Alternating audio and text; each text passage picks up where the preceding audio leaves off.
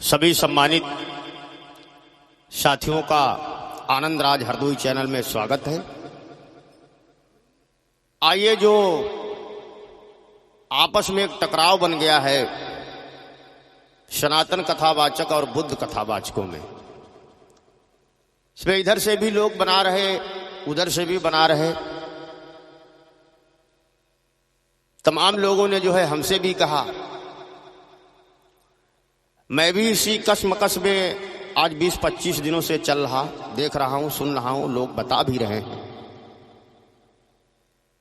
तो मेरे समझ में नहीं आया कि मैं किस तरीके से क्या बोलूं और क्या कहूं, इसलिए इतना समय लग गया, जिसके लिए तमाम हमारे ही साथियों ने बड़े भद्दे भद्दे विचार कमेंट में लिखे।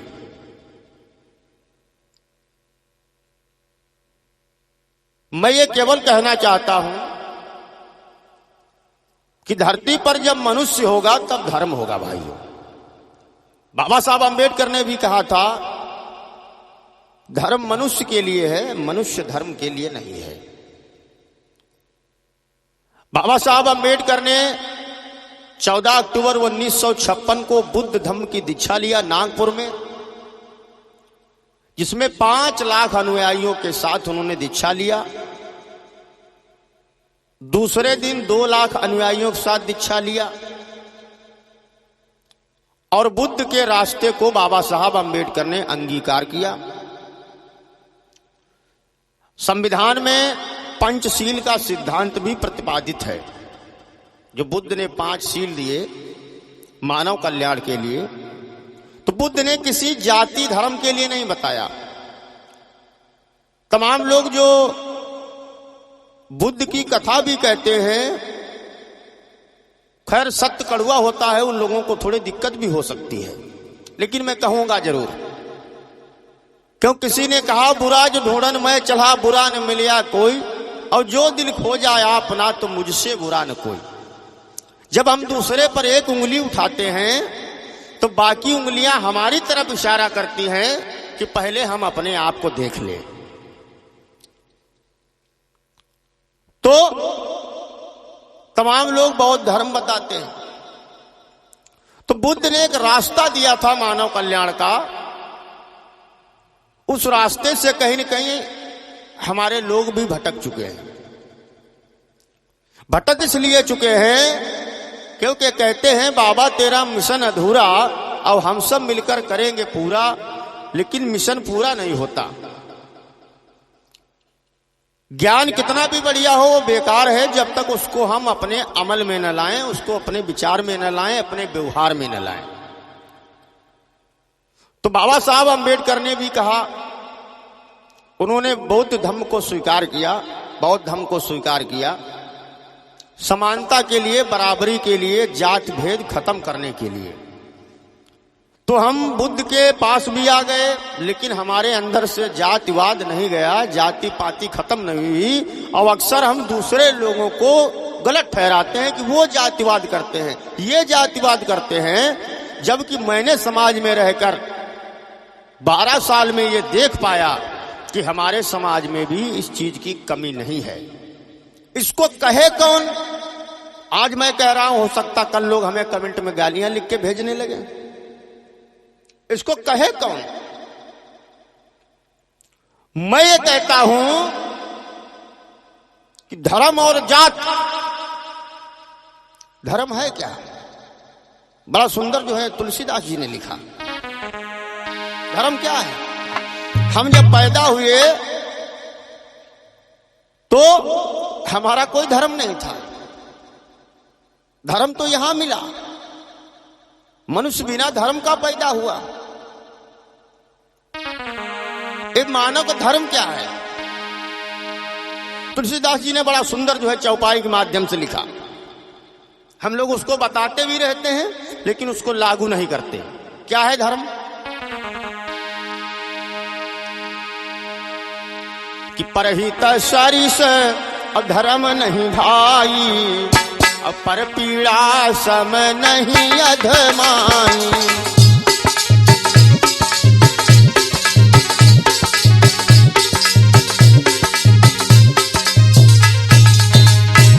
क्या बता रहे? कोई कह रहा है हिंदू धर्म, बढ़िया बढ़िया हेडिंग बनाकर जो है डाल रहे, उनको धमकी दी, उनको जो है धमकी दिया, इस तरीके से डाल रहे हैं। इससे किसी समस्या का हल नहीं निकलेगा। हल निकालने वाले अच्छे लोग अगर 2 ही 4 होते तो हल निकल आया होता। ध्यान दीजिए।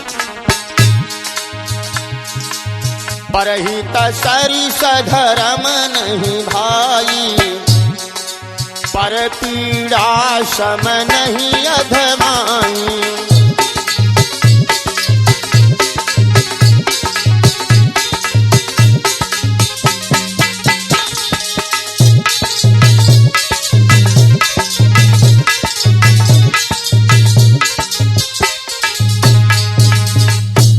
क्या कहा? परहित सरिस धर्म नहीं भाई, पर पीड़ा सम नहीं अधमाई। दूसरे का हित करना इससे बड़ा कोई धर्म नहीं, दूसरे को नुकसान पहुंचाना इससे बड़ा कोई अधर्म नहीं। अब इसको हम सुनाते तो 20 बार हैं, लेकिन अमल में नहीं लाते। फिर धर्म और जात से हम बाहर निकले। मानवता से बड़ा कोई धर्म नहीं है, न बौद्ध धर्म, न हिंदू धर्म, न ईसाई धर्म, न क्रिश्चियन धर्म, कोई धर्म नहीं। मशहूर शायर इकबाल ने जो है लिखा था, सारे जहां से अच्छा हिंदुस्तान हमारा, हम बुलबुले हैं इसकी ये गुलिस्तां हमारा। और उसी में एक लाइन कहती कि मजहब नहीं सिखाता आपस में बैर रखना, वो हिंदी है हम वतन है हिंदुस्तां हमारा। लेकिन आज जब इस तरीके से आपस में टकराव हो रहा है तो लग रहा है कि शायर इकबाल की शायरी गलत साबित हो रही है।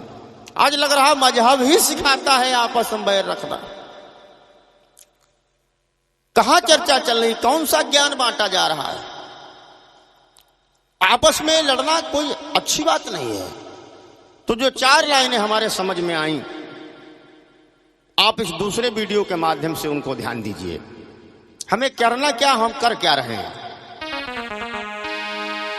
धारण करना धर्म है वरना कोरी बात, धारण करना धर्म है वरना कोरी बात, सूरज उगे प्रभात है वरना काली रात। जिसको धारण कर लिया जाए, बुद्ध ने भी कहा, बुद्ध के दर्शन में भी व्यवस्था है, मनसा वाचा कर्मणा विमल विनीत विशुद्ध, नमो तथागत ज्ञान में जो सम्यक संबुद्ध। बुद्ध ने तो इस देश को सब कुछ दिया ही है।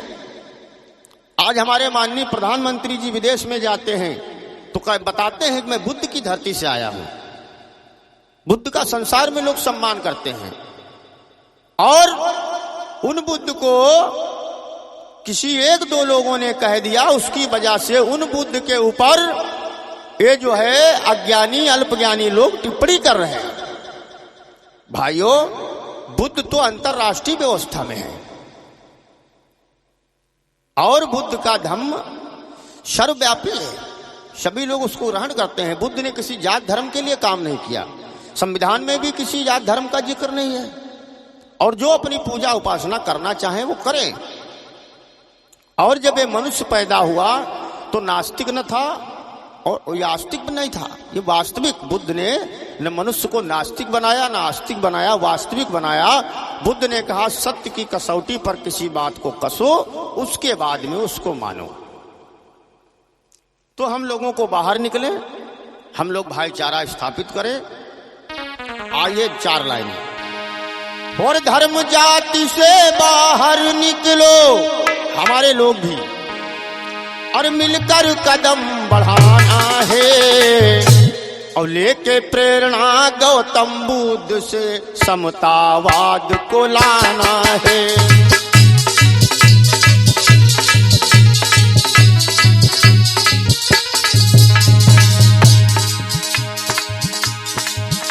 जब परहित सरस धर्म नहीं भाई, तो हम कौन से धर्म को ढूंढ रहे हैं? ध्यान रखिए भाइयों, साझा सुख दुख शोषण साझा, फिर क्यों खड़ी दीवार है।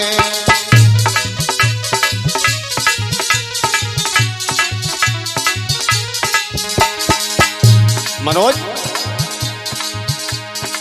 साझा सुख दुख साझा शोषण फिर क्यों खड़ी दीवार है।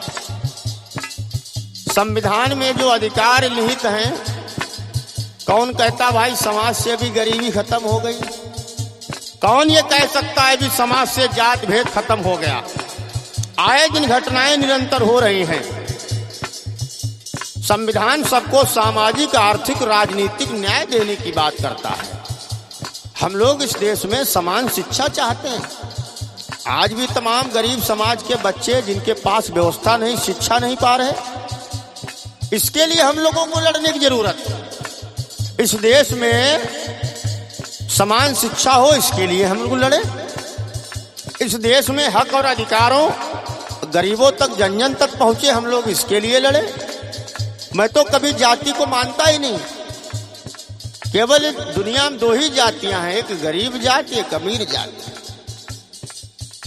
पूंजीपतियों ने इस देश में शिक्षा को अपने कब्जे में ले लिया। आज शिक्षा जो है बिक रही है। अगर आप निर्धन हैं, गरीब हैं, तो उनके लिए शिक्षा नहीं है। हम लोग इसके लिए लड़े और हम लड़ काहे के लिए रहे हैं, ध्यान दीजिए भाइयों। साझा सुख दुख शोषण साझा फिर क्यों खड़ी दीवार है। हम तुम भिन्न समूहों में हैं, संग चलने की दरकार है।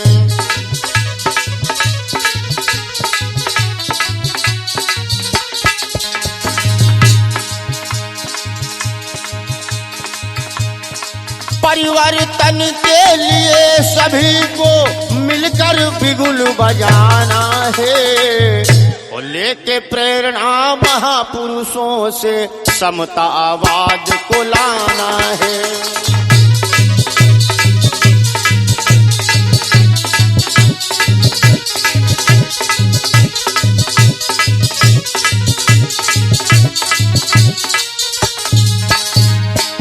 भारत एक पंथ निरपेक्ष राष्ट्र है। संविधान आप लोग पढ़िए, प्रस्तावना पढ़िए। और उन भाइयों से भी निवेदन करना चाहता हूं कि बड़ी मोटी मोटी हेडिंगें बनाकर न डालिए, शांति की ओर हम लोग बढ़े। ध्यान दीजिए, देश में संविधान चलता है, संविधान में कानून की व्यवस्था है। अगर इधर से लोगों ने कुछ गलत कहा तो भी सजा के हकदार हैं, तो आपने भी कुछ बाकी नहीं रखा। ध्यान रखिए, संविधान समानता की बात करता है, इसीलिए उसका नाम है संविधान। सब माने बराबर, अब विधान माने कानून। अगर एक गरीब आदमी किसी का कत्ल कर दे तो धारा 302 लगेगी। अगर कोई बहुत बड़ा आदमी धनाढ्य है, पूंजीपति है, वो किसी का कत्ल कर दे, उसके ऊपर भी धारा 302 लगेगी। तो संविधान है, ये बराबरी का विधान है। संविधान सबको अपने अपने विचारों को बोलने की आजादी देता है, टीका टिप्पणी नहीं आजादी देता है। खुद से पूछो कौन हूं मैं, क्या मेरी पहचान है।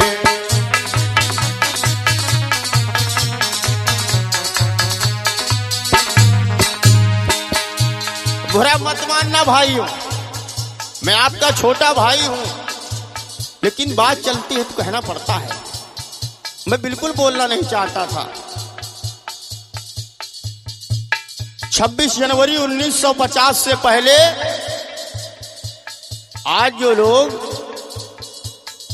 या हम लोग ये कथा का डंका बजाते हुए घूम रहे हैं, हम लोगों को इसका अधिकार नहीं था। खुद से पूछो कौन हूं मैं, क्या मेरी पहचान है।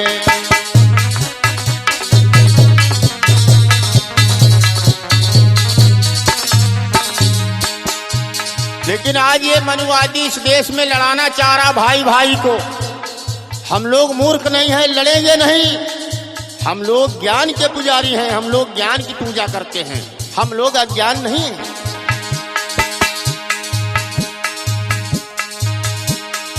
इसी चेतना की ऊर्जा से लाना नया अभियान है।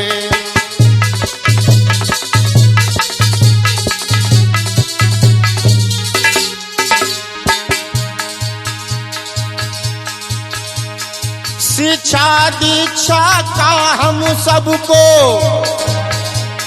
शिक्षा दीक्षा को हर घर तक हमें अब पहुंचाना है। वो लेके प्रेरणा महापुरुषों से भाईचारा लाना है।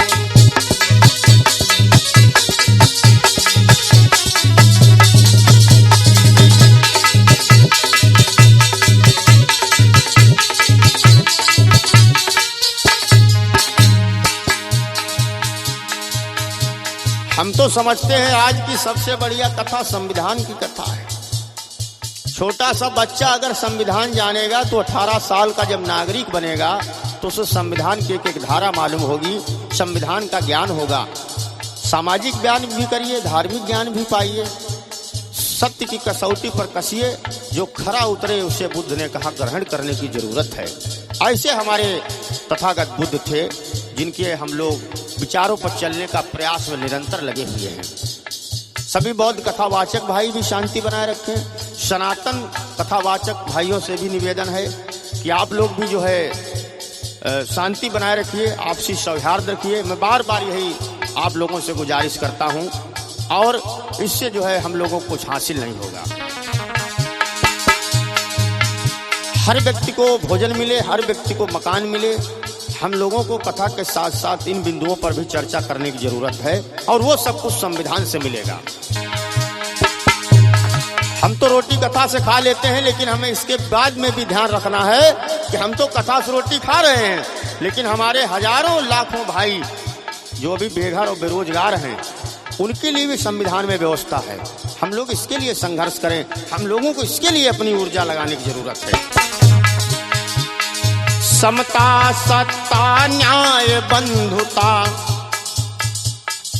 पक्का अडिग इरादा है।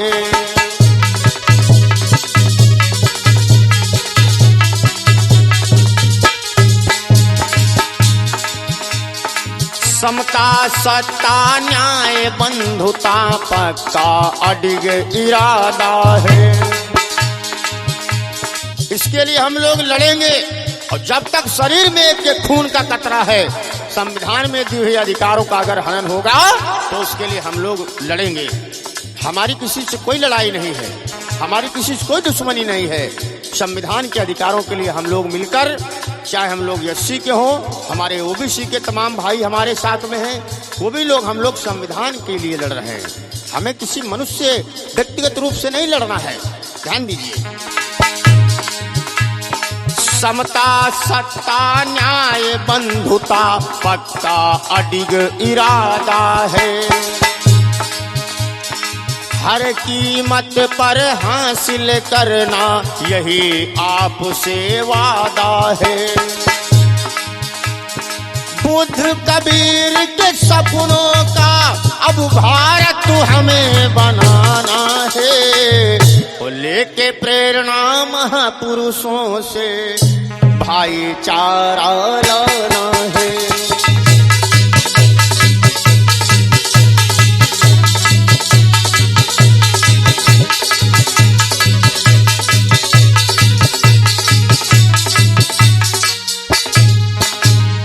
लेके प्रेरणा गौतम बुद्ध से समतावाद को लाना है।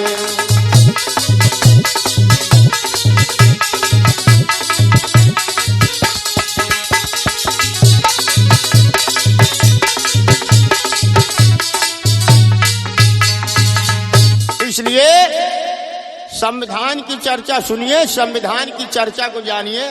संविधान का अनुच्छेद नंबर 19 जो बोलने की वाक स्वतंत्रता देता है, ये बोलने की आजादी मिली। और संविधान का अनुच्छेद नंबर 29-30, किसी ने कहा बौद्ध धर्म बड़ा छोटा धर्म है, कौन इसको जानता है? संविधान का अनुच्छेद आर्टिकल नंबर 29-30 आप पढ़िए, आपको जानकारी मिल जाएगी। 29-30 आर्टिकल कहता बौद्ध, मुस्लिम, सिख, ये लोग अपने धर्म की लिपि की पढ़ाई कर सकते हैं, प्रचार कर सकते हैं। ये संविधान में समाहित है। इसको पढ़िए, इसको पढ़ने की जरूरत है। धर्मशास्त्र भी पढ़िए, धार्मिक पुस्तकें भी पढ़िए, लेकिन संविधान भी पढ़ने की जरूरत है भाइयों। संविधान से अधिकार मिला है। आज ये जो हम लोग कथा कहते हैं, संविधान से अधिकार प्राप्त है। वरना मुझे नहीं कहना चाहिए कि जिस मंच पर आज हम लोग बैठ करके कथा कहते हैं, या हमारे जो भाई हैं कथा कहते हैं, जो आज आपस में ही टकराव कर रहे हैं, ये हमको और आपको भी ये अधिकार प्राप्त नहीं था। इस मंच पर केवल भाइयों एक किसी जाति विशेष का अधिकार हुआ करता था। आप लोग बुद्धिमान बनिए। हमारे से पहले हम आप बच्चे हैं, और जो है तमाम हमारे उम्रदराज लोग भी हैं, पिता तुल्य भी लोग हैं। तो हम लोगों को समझने की जरूरत है कि आज ये मंच जो हमसे पहले लोग थे, उन्होंने कितना संघर्ष करके इसको पाया है, उन्होंने कितनी लड़ाई लड़ी है इसके लिए। तब जिन्होंने अपनी बपौती इसको समझ रखा था, यज्ञ केवल ब्राह्मण करेगा, यज्ञ ब्राह्मण करेगा, पूजा पाठ का अधिकार उसको था। तो उन लोगों से बड़ा संघर्ष करके किस तरीके से मंच जो है आज मिला है, इसकी गरिमा को सभी लोग बनाए रखिए। बहुत अच्छा है। इससे तमाम लोग, हम लोगों को जो है भोजन की भी व्यवस्था मिलती, सम्मान भी मिलता है। आप सभी लोग भी सम्मान पा रहे, सम्मान समाज में मिलता रहे। तो इसके लिए हम लोगों को साथ चलने की जरूरत है। और अगर कोई गलती हो भी जाए तो उसके लिए हम लोगों को सुझाव भी, आप अगर सुझाव देंगे तो हम आप लोगों को सुझाव की प्रतीक्षा करूंगा। अगर हो सकता है, मैं इतना बड़ा विद्वान नहीं, कोई मनुष्य अपने आप में पूर्ण नहीं होता है, और फिर ज्ञान का तो कोई सीमा ही नहीं है। तो अगर कोई त्रुटि हो भी जाती है तो एक दूसरे को सुझाव दिया जाए। हमसे हो जाए, हमारे बोलने में हो सकता है त्रुटि हो जाए, तो आप हमें सुझाव दीजिए। जब उसको न माने, आपके सुझाव को हम न स्वीकार करें, उस पर कोई ध्यान न दें, उसके बाद में आप लोग जो चाहे वो कर सकते हैं। तो इसलिए सभी लोगों से हमारा पुनः पुनः जो है निवेदन है कि हम लोग जो है महापुरुषों के रास्ते पर चलें। और जो है तथागत गौतम बुद्ध एक महान विचारधारा के पुरोधा थे, अपने समय के वैज्ञानिक थे, क्योंकि विज्ञान खोज करता है। और बुद्ध ने भी अपने जीवन में खोज किया था, सतत संघर्ष किया था अपने जीवन में, अपने ज्ञान के बल से जो है लाखों लोगों का कल्याण किया। तो ऐसे महामानव को मैं बार बार नमन करता हूं और उनके पथ पर हमेशा अडिग रहूंगा। वहां उस पथ से कभी विचलित होने का काम नहीं करूंगा। और समाज के लोग जो है अपना स्नेह बनाए रखेंगे। मैं ऐसी आशा विश्वास के साथ में ये आपके बीच में रखने का प्रयास किया। सभी लोगों को बहुत बहुत धन्यवाद, साधुवाद। जय संविधान, जय विज्ञान, जय भारत।